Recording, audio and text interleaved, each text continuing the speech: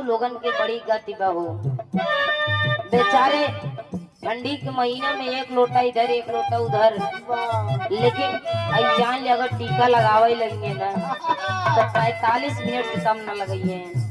जल एक एक लाइन फरियाई न जाए, पियरका अलग ललकना अलग और जरका अलग जब ले ना हो जाए तब ले जान ले वो सही से बात। आजकल महाराजन की बड़ी गति बा, कोनो लड़की जाए के वो महाराज पूजा करत रहन छेड़ दे कहा ये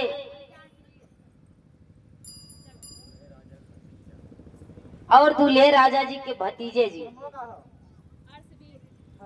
हर्षवीर भैया जी इस सुंदर सो पे कमाना से बात तहे दिल से धन्यवाद बा, आशीर्वाद की इच्छा रही जाई के लड़कियां छेड़ देस गाई है ई तू का करत हवा ई तो के कही दी से डल्लू ड्रामा लेके लड़की जब छेड़ देस महाराज गुस्सियाई गए।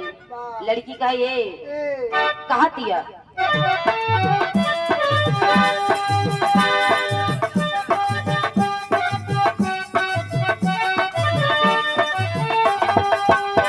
लड़की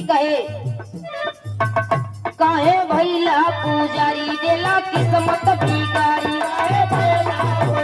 देला किस्मत बिगाड़ी।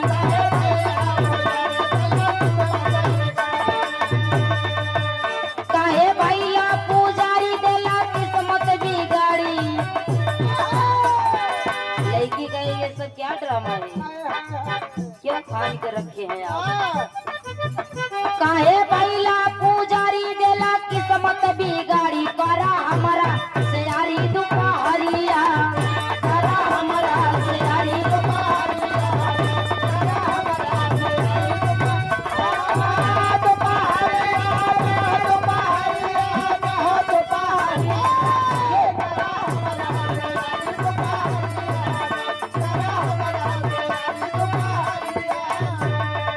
महात्मा परेशान है। कहाँ इज्जत बचाला हो इज्जत बचाइला, अरे इज्जत बचाला हो इज्जत बचाइला, ए भोले बाबा इज्जतिया बचाइला, ए भोले बाबा इज्जतिया बचाइला,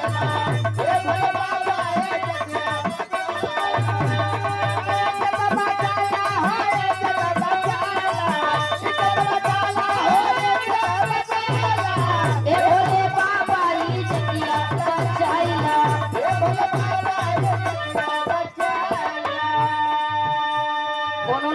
लड़की के देखी के कहे तनिक तक दे तू तकल से लड़का कहे तनी से देख लेबू तो ठीके रही।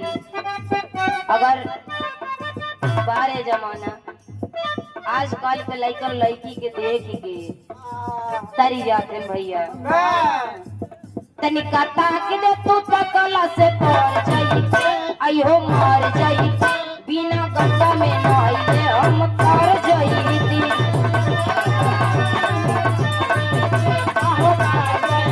बिना गंगा में नहाइले हम तर जाईती।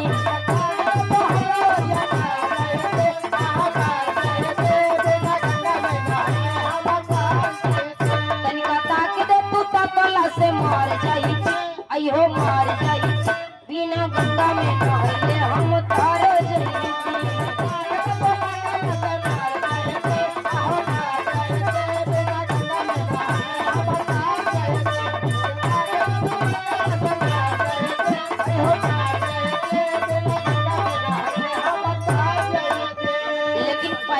जमाना में अब के जमाना में बड़ा बदलाव भाई भैया। पहले के लोग प्यार करत रहे लेकिन बदनाम नहीं करत रहे, लेकिन अब के लोग प्यार कम करत हैं बदनाम ज्यादा।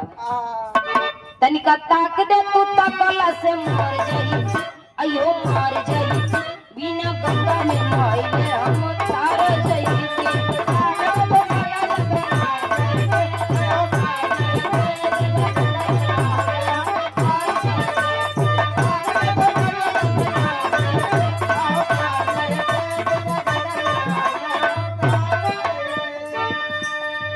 तनिका गौर से देखा बदल गई स्टाइल रे दैया, हाँ स्टाइल रे कैया बेलना पकड़ाई वाली हाथे में मोबाइल रे कैया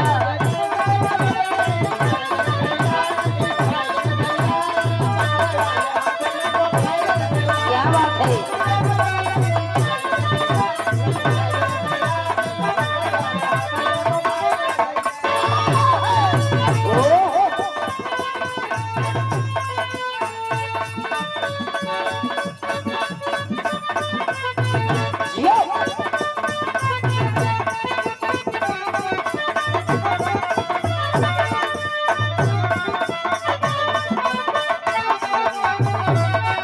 करेजा छुएला हो करेजा छुएला